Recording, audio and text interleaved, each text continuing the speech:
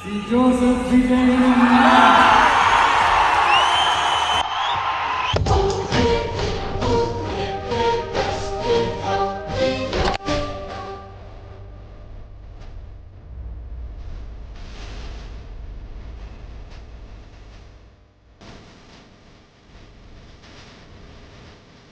तमिलनाडु की राजनीति में आज जो हो रहा है वो सिर्फ सत्ता परिवर्तन की कहानी नहीं है, बल्कि दक्षिण भारत की राजनीति में एक ऐसा विस्फोट है जिसकी गूंज सीधे दिल्ली तक सुनाई दे रही है। सी जोसेफ विजय, जिसे लोग सालों तक देखकर थलापति थलापति कह रहे थे, सिनेमा घरों में उनको देखकर लोग सीटियां मार रहे थे, आज वही आदमी तमिलनाडु के मुख्यमंत्री बन चुका है। और सबसे बड़ी बात तो यहाँ पर यह है कि उनके शपथ ग्रहण के मंच पर मौजूद थे राहुल गांधी।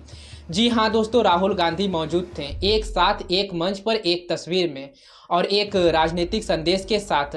और इस पूरे घटनाक्रम ने भारतीय जनता पार्टी के नींद को उड़ाकर रख दिया है, क्योंकि भाजपा को डर सिर्फ तमिलनाडु हारने का नहीं है, भाजपा को डर है कि दक्षिण भारत उसके हाथों से पूरी तरीके से निकलता जा रहा है। और यही कारण है कि आज प्रधानमंत्री नरेंद्र मोदी उस डीएमके के लिए आंसू बहा रहे हैं जिसे कल तक भाजपा सनातन विरोधी, हिंदू विरोधी, देश विरोधी बताते थे। ऐसा सगा नहीं जिसे कांग्रेस ने ठगा नहीं। अभी तमिलनाडु में ही देखिए, 25-30 साल से कांग्रेस का डीएमके के साथ घनिष्ठ संबंध था। डीएमके के साथ गठबंधन ने कितनी ही बार कांग्रेस को संकटों से बाहर निकाला, और 2014 के पहले 10 साल उनकी जो सरकार थी वो भी डीएमके के कारण टिकी थी।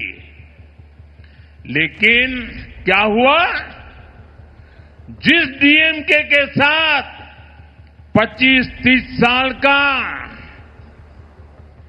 जीने मरने का नाता था, हर पल जो डीएमके कांग्रेस की भलाई के लिए काम करती थी, लेकिन जैसे ही सत्ता का खेल कहीं और मुड़ गया तो सत्ता के लालच में सत्ता भूखी कांग्रेस ने पहला मौका मिलते ही डीएमके की पीठ में छुरा भोंक दिया। सोचिए जरा, राजनीति का इससे बड़ा मजाक क्या हो सकता है। कल तक जिसके खिलाफ आप मंच पर आग उगल रहे थे, आज उन्हीं के लिए सहानुभूति दिखा रहे हैं। पर दोस्ती, राजनीति में नैतिकता मर चुकी है और भारतीय जनता पार्टी में अगर अवसरवाद का सबसे बड़ा चेहरा कोई है तो वो है भारतीय जनता पार्टी। आज प्रधानमंत्री कह रहे हैं कि कांग्रेस ने डीएमके को धोखा दिया है, लेकिन सवाल यहाँ पर यह है कि भाजपा को अचानक डीएमके से इतना प्यार कैसे उमड़ गया है। क्या ये वो डीएमके नहीं है जिसे 2G घोटाला का चेहरा बताकर भाजपा सालों तक गालियां दे रही थी? क्या ये वो डीएमके नहीं है जिसे सनातन विरोधी बताकर टीवी स्टूडियो में बदनाम किया जा रहा था? ये वो तमिलनाडु नहीं है जहां बिहारी मजदूरों के नाम पर झूठ, अफवाह, नफरती राजनीति की गई थी और आज अचानक भाजपा डीएमके के लिए रो रही है? सच्चाई तो यहाँ पर यह है कि भाजपा को डीएमके से प्यार नहीं है, भाजपा को डर है इस बात का कि दक्षिण भारत में कांग्रेस फिर से सांस लेने लगी है। कर्नाटका में कांग्रेस की सरकार है, तेलंगाना में कांग्रेस की सरकार है, केरल में कांग्रेस की वापसी की तैयारी है और अब तमिलनाडु में सत्ता में भागीदारी भी है। यानी दक्षिण भारत में भाजपा चारों तरफ से अब घिरती जा रही है। इस डर ने भाजपा को बेचैन करके रख दिया है। मगर कहानी यहीं पर खत्म नहीं होती है। असली खेला तो तब शुरू होता है जब विजय पहली बार राज्यपाल के पास सरकार बनाने का दावा पेश करने वहां पर वो पहुंचते हैं तो वहां पर लोकतंत्र नहीं बल्कि ड्रामा शुरू हो जाता है।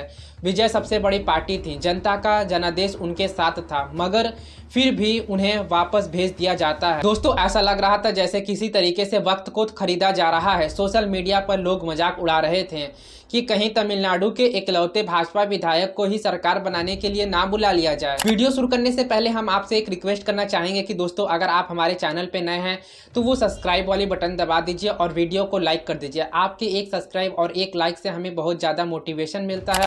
लेकिन जब डीएमके और एआईएडीएमके ने दोनों साफ कर दिया कि वो सरकार बनाने का दावा नहीं पेश करेंगे, तब जाकर राज्यपाल के पास कोई रास्ता नहीं बचता है और आखिरकार विजय को बुलाना पड़ता है।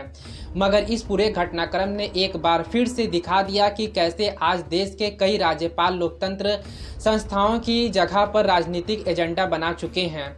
फिर आया वो ऐतिहासिक लम्हा जब विजय ने मुख्यमंत्री पद की शपथ ली।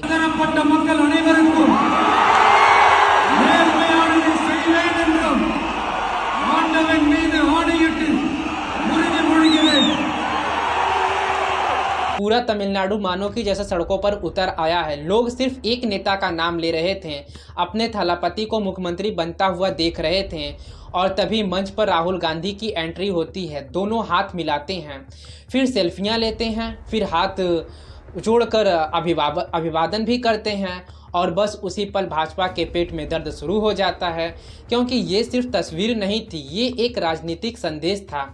एक ऐसा संदेश जो दिल्ली तक पहुंच चुका था। कांग्रेस समझ चुकी थी कि अकेले भाजपा को हराना मुश्किल है और वहीं विजय भी ये समझ चुके थे कि राष्ट्रीय स्तर पर भाजपा से टक्कर लेने के लिए कांग्रेस दल का समर्थन हमें चाहिए तो मतलब चाहिए। यानी दोनों ने राजनीतिक जरूरी को समझ लिया और भाजपा को यही बात सबसे ज्यादा चुभने लगी। और अब जरा आप भाजपा का दोहरापन भी देख लीजिए। जब शुभेंदु अधिकारी भाजपा में नहीं थे तब प्रधानमंत्री नरेंद्र मोदी उन्हें खुद भ्रष्टाचार का चेहरा बताते थे। कैमरा के सामने, टीवी कैमरा के सामने कितना लाए हो? अच्छा, लाओ और ऐसे कुर्ते में रख देते हैं। टीवी पे देखा कि नहीं देखा आपने? और चेहरा कितना भोला भाला था, ऐसा लगता था ये तो रोज की आदत वाले लगते हैं।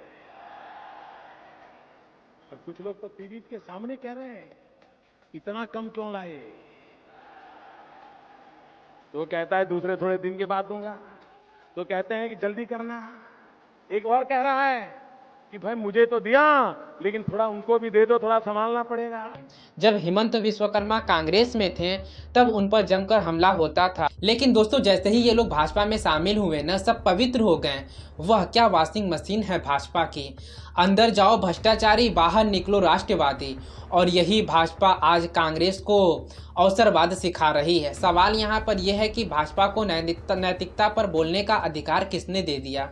जिस पार्टी ने सरकार गिराने को राजनीति बता दिया, जिस पार्टी ने विधायकों की खरीद फकोर को रणनीति बता दिया, जिस पार्टी ने एजेंसियों को हथियार बना दिया, वो पार्टी आज लोकतंत्र की बात कर रही है। हंसी आती है दोस्तों, लेकिन यहाँ पे असली हमें समझने वाली बात तो यहाँ पर यह है कि भाजपा को सिर्फ विजय से डर नहीं लग रहा है, उसे डर लग रहा है उस भीड़ से, उस क्रूज से, उस जुनून से जो विजय के पीछे दिखाई दे रहा है। क्योंकि भाजपा जानती है कि दक्षिण भारत में फिल्म स्टार अभिनेता नहीं होते हैं, वो भावनाएं बन जाते हैं।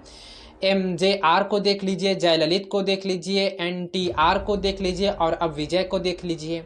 इतिहास खुद को दोहराता हुआ दिखाई दे रहा है और यही कारण है कि दिल्ली बेचैन है।